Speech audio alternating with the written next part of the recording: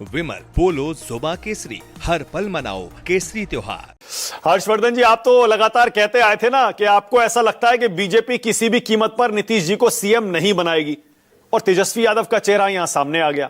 तो सीएम की रेस में कम से कम चेहरे पर महागठबंधन आगे नहीं निकल गया क्या चुनाव में?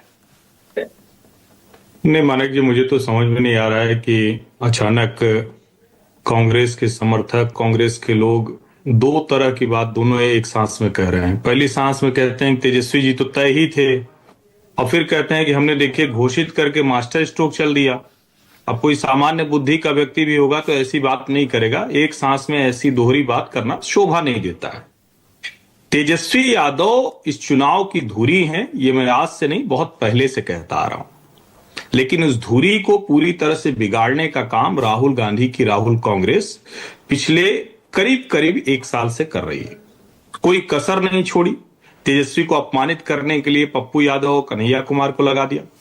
लालू जी को अपमानित करने के लिए अल्लावरू को भेज दिया। जितना कुछ करना था वो कांग्रेस ने कर लिया, लेकिन क्या हुआ? पुनर्मुष्को भव। 9 दिन चले, अढ़ाई को कुछ नहीं समझ में आया, तो फिर वही हुआ। लालू जी ने अपने अंदाज में उनको राइट टाइम किया, और वो फ्रेम जरा चलाइए ना, वो फोटो चलाइए, तब तो समझ में आएगा कि पूरी कहानी आप कहां बता रहे हैं। वो वाली चलाइए जिसमें लालू जी बैठे हुए हैं, वो चला दीजिए, वो फोटो अच्छी रहेगी। और बगल में अच्छी वाली कुर्सी पर अशोक गहलोत, और एक कुर्सी, घर की कुर्सी तो राबड़ी जी बैठे हुए, तो घर की ही है। वो तो मुख्यमंत्री की कुर्सी को भी घर जैसे राबड़ी जी को दे दिया था लालू जी ने। लालू जी ने ये सब कुछ ड्राइव किया है। ये कहने में कांग्रेस के नेता शर्मा क्यों नहीं? लालू प्रसाद यादव ने वहां लाकर कांग्रेस को खड़ा कर दिया कि कृष्णा अल्लावरू फ्रेम में नहीं दिखने चाहिए। बहुत जगह थी उस कमरे में, कुर्सी लाई जा सकती थी, कुर्सी नहीं लाने दी गई। बाहर के कमरे में अल्लावरू बैठे रहे, बाद में एक फोटो खिंचाकर और अपनी झेप, अपनी जो बेइज्जती हुई है उसको बचाएगा। और अल्लावरू तो वही कर रहे थे ना, मेरा मानना अच्छा काम कर रहे थे। भाई पार्टी को खड़ा करने के लिए कड़े निर्णय लेने होते हैं, ठीक है। उसमें पटना हवाई अड्डे पर मारपीट की खबरें, दूसरी घटनाएं वो हुई, लेकिन पार्टी तो ऐसे ही कड़ाई से बनती है जिस हाल में कांग्रेस वहां थी। अगर अखिलेश प्रसाद पर भरोसा होता तो प्रभारी नहीं बदलना पड़ता। और देखिए कैसे क्या हुआ। अब तो ये ओपन सीक्रेट हो गया कि आ गए थे तेजस्वी पहले प्रेस वार्ता के लिए, मुकेश सहनी गायब, मनाने होटल जाना पड़ा। अब तो ये खबरें खूब चल रही ना। आपने पता नहीं क्यों अपने इंट्रो में क्यों नहीं बताया मानक जी? मेरे लिए ये बड़ा आश्चर्य है। आप तो हर खबरें निकाल कर लाते हैं, बढ़िया बढ़िया। मुकेश सहनी को समझाने में गति हो गई इन लोगों की। उसने कहा अगर मुख्यमंत्री का चेहरा अनाउंस कर रहे हो तो उप मुख्यमंत्री बनाओ। और जरा सोचिए राजेश राम जी के दिल पर क्या बीत रही होगी। क्या एक उप मुख्यमंत्री उनको नहीं घोषित किया? वो तो दलित समाज से थे, उनको तो नहीं घोषित किया। भाई उनका तो, उनके खिलाफ तो प्रत्याशी उतार दिया था। इस हाल में भी अगर आप लोग मास्टर स्ट्रोक कर पा रहे हैं तो भैया उसके लिए बहुत ज्ञानी होना पड़ता है। मैं उतना ज्ञानी व्यक्ति नहीं हूं, मैं सामान्य राजनीति देखता हूं। महागठबंधन ट्रेन छूट चुकी है, अब वो नए सिरे से तैयारी कर रहे हैं। ये एक अच्छा कदम है, क्योंकि बहुत बेइज्जती हो चुकी थी, बहुत बिखराव हो चुका था। राष्ट्रीय जनता दल के लोग कांग्रेस को हराने के लिए और कांग्रेस के लोग राष्ट्रीय जनता दल को हराने के लिए पूरी ताकत लगा रहे थे। ऐसे में अच्छा है कि कम से कम चेहरा आपने घोषित कर दिया। और जो आप करें कि एक फोटो लगी दूसरी लगती कैसे? तेजस्वी ने साफ ऐलान कर दिया था कि मुझे आप घोषित करें या ना करें, मैं प्रेस वार्ता करूंगा, अकेले प्रेस वार्ता करूंगा अगर आप नहीं आएंगे। कांग्रेस का नुकसान था, बेइज्जती कांग्रेस की थी, वही दिखी। इसके अलावा तो मुझे आज कुछ दिखा नहीं। ठीक है, आपने मेरे सवाल का जवाब नहीं दिया। ये तो क्लियर है ना हर्षवर्धन जी कि बीजेपी नीतीश जी को सीएम नहीं बनाएगी, मतलब एनडीए के पास सीएम का चेहरा फिलहाल नहीं है और महागठबंधन के पास एक चेहरा है। ये तो क्लियर हो गया ना मानक जी? ये मैं पहले भी कह चुका हूं, फिर से दोहरा दे रहा हूं। आपके ही शो पर कई बार कहा, निश्चित तौर पर नीतीश जी अब मुख्यमंत्री नहीं बनेंगे।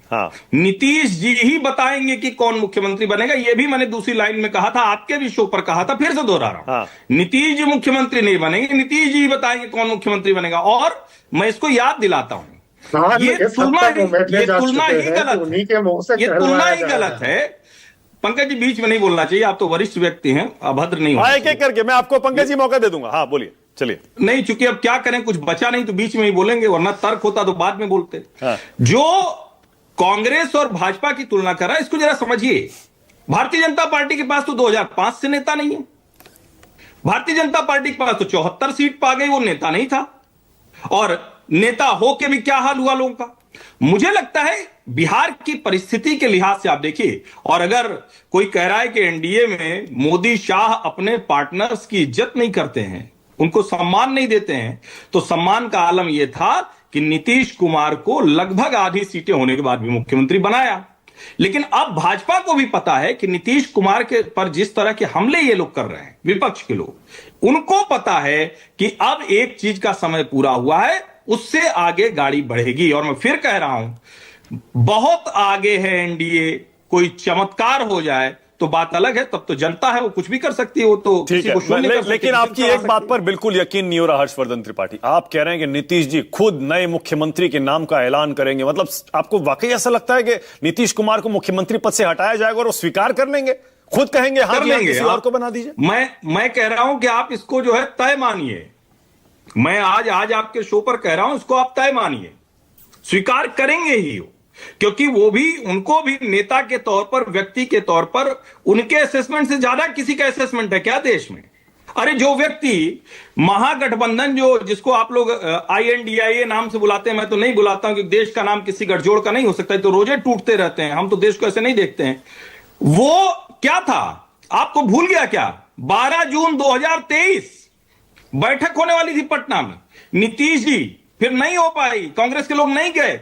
23 जून 2023 लालू जी के इनिशिएटिव पर हुआ। लालू जी ने क्या कहा, राहुल जी को दूल्हा बनाना है, हम सोनिया जी से बात करेंगे, आपकी मम्मी से बात करेंगे। हाँ। वही वो समय था, नीतीश जी किनारे होना शुरू हुए, इनका सेक्रेटरिएट कहां बना, बंगलुरु, मुंबई, क्या क्या बैठक हुई, सब भूल गए आप लोग इतनी जल्दी? नहीं,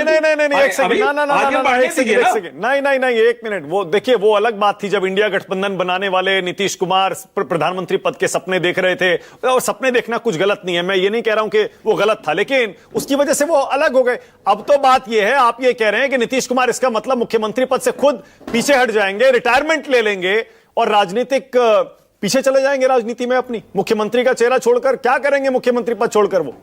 नीतीश जी मुख्यमंत्री अब नहीं रहेंगे, ये मेरी अपनी राय है, मैं इसको पक्के तौर पर पहले दिन से कह रहा हूं, फिर से दोहरा रहा हूं। हाँ, बाकी नेता लोग तय तो वो करेंगे, हम आप थोड़ी नहीं करेंगे। ठीक, नहीं बिल्कुल सही है, मैं आपकी राय थी, इसीलिए मैं उस पर अपनी राय और अपना सवाल पूछ रहा हूं कि आपको ऐसा क्यों लगता है कि नीतीश कुमार रिटायरमेंट ले लेंगे, मुख्यमंत्री पद प्लेट में रख के बीजेपी को दे देंगे कि भैया आप बना लीजिए अपना मुख्यमंत्री और मैं जा रहा हूं? अब नहीं, प्लेट में रखकर देने जैसा मसला है। अच्छा सवाल किया आपने ये। देखिए, किसी भी व्यक्ति को 2005 से 2025 में हम आ गए, नीतीश जी ने जिस तरह का शासन चलाया है उसकी बहुत से मामलों में मिसाल है, लेकिन पिछले कुछ वर्षों में सवाल भी खड़े हुए हैं। एक सवाल खड़े हुए हैं क्या, और उन सवालों को और आप गहरा होते हुए देख रहे हैं। अभी पिछले कुछ समय में, ठीक है भाई, अब बदल गई तो इधर वाले तब हमला करते थे, उधर वाले अब हमला करते हैं, नेता लोग हैं, इनको हमला करने ठीक है, सही है, ओके पंकज। लेकिन मुझे तो नीतीश कुमार उसी तरह से दिखते हैं जब वो राष्ट्रीय जनता दल के साथ थे, जब भाजपा के साथ थे। तो नीतीश जी का अब मुख्यमंत्री के तौर पर बहुत आगे जाना मुझे ठीक है। पंकज जी बोलिए, आप हंस भी रहे थे, पंकज जी क्या हुआ? मैं ये कह रहा हूं कि हर्षवर्धन जी उन लोगों में हैं जिनकी पैठ भारतीय जनता पार्टी के अंतःपुर पर है, इसलिए वो ये बात जानते हैं कि कान नीतीश जी के इतने बुरी तरह उमेट दिए गए हैं कि एक तो उनको मुख्यमंत्री बनाया नहीं जाएगा, घोषणा करना तो दूर रही है चेहरे की, और अगर कोई दबाव बना भी तो उन पर इतना दबाव डाला जाएगा कि वो खुद इस बात का ऐलान करें कि वो मुख्यमंत्री नहीं होंगे, कोई और होगा। तो ये देखिए मजबूरियां क्या क्या नहीं कराती हैं। जब नरेंद्र भाई मोदी और अमित भाई शाह बैठे हों तो बेचारे नीतीश कुमार क्या कर पाएंगे?